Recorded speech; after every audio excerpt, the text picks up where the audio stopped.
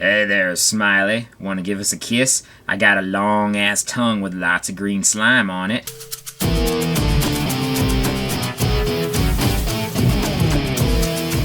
Hello, toy fans of the world! I have Venom from the Marvel Select series. Look at that badass side art. Major shout out to my buddy Alistair. Thank you for getting me this figure. I know you asked me who my favorite villain was, and I said Venom or Bane. Although technically I think Venom is much more of an anti-hero, but still, I still think he is kind of like a villain. At least he is towards Spider-Man. And although the market was very oversaturated with Eddie Brock Venom back in the 90s and early 2000s, I still appreciate his character. There's really not much I can talk about the packaging that isn't like most other Marvel Select figures, so let's go and open this guy up. And here he is. He comes with, like every other Marvel Select figure, a pamphlet showing some of the other figures that are available. I gotta get that Cable one day. He is so fracking cool. Many hardcore Venom fans know that his original face wasn't quite as teethy, didn't have a huge tongue coming out, and it pretty much just looked like Spider-Man, but with a very huge smile. But then later artists started to portray him having much more longer teeth, a bigger mouth, and a huge ass tongue coming out from it. And lots of gooey green stuff, saliva, whatever the hell that stuff was, would be coming out of his mouth. As you can tell, he does come with two alternate heads.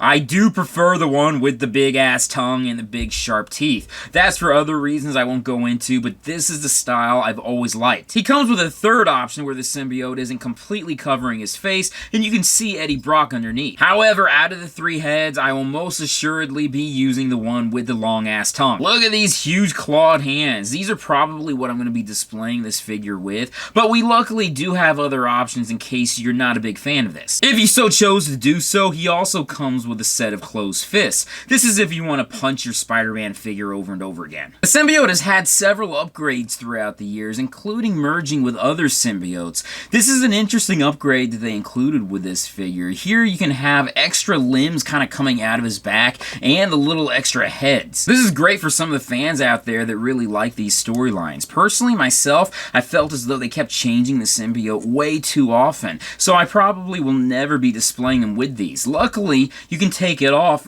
really easily like this, including the extra arms inserted into his current arms, I guess, at the time, and you can just have them displayed simply as Venom. This back piece, they put a lot of detail into it. The arms do have a lot of articulation for them. In fact, for a Marvel Select figure, I'm quite surprised about it. Even the extra heads, 4 out of them are able to move into different positions. Then you got this creepy little stump over here that doesn't have any movement at all. And of course, these 2 extra appendages are able to be stuck right into his arm, so he's got like another little bitty arm popping out of his forearm. But nah, with all of those extra accessories, this right here, this is my Venom. This is my favorite version that I've seen up to this point. I don't know if you can see it too closely on my camera or not, but there is a lot of blue in this figure. They made sure to use that color, especially being that when he was originally drawn in the 1980s and the 1990s, this was before Photoshop, and they didn't have a lot of shading techniques that were done, so they had to use blue to offset the musculature of what the different characters look like. So I'm glad that they included it in this figure. If you look really closely, you can see all the veins on him as well. Originally, Eddie Brock was supposed to be an Olympic-level athlete, so I'm glad that they made sure to make the figure very vascular. Although they sure didn't make his booty too big, being that he's such a muscular guy, he should have a bigger butt than that. If you look really closely to his clawed hands and his fisted hands, he has web shooters on the white part that's on the outside of the suit. Damn, even the inside of his legs have a lot of veins popping around. Or it could just be a byproduct of the symbiote merging with other symbiotes in the past. You can see a side-by-side comparison of the 2 different heads.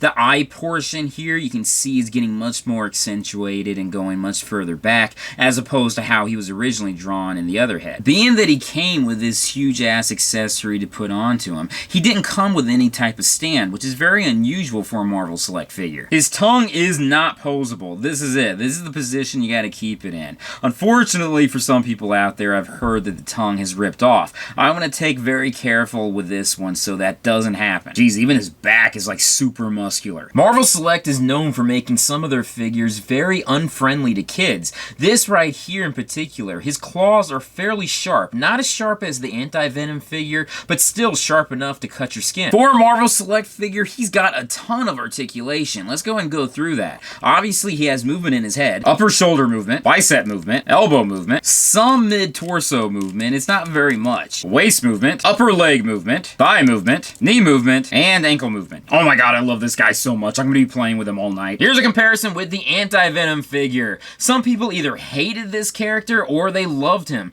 Me personally, I was on the fence about him. I prefer Eddie Brock just to be reunited with the symbiote. Although I don't exactly have a Spider-Man Marvel Select figure, there are many different Marvel Legend figures that have come out that I feel as though the size representation between the two of them fit fairly well. I mean, no joke. Look at this guy. He is so beautiful. I love how he looks. Finally, for comparison purposes, I just want to show some of the other Marvel Select figures that I have. Overall, he is great. I think he fits in really well with size and scale, and I love his sculpt. Alistair, thank you so much for getting me this guy. I'm really appreciative of him. But anyways, I'll leave it at that. Thank you guys for watching me in this video. Be sure to check out my Patreon site when you get a chance, my social media sites, and everything else out there. Peace, love, namaste, and I'll see you guys later. Peace.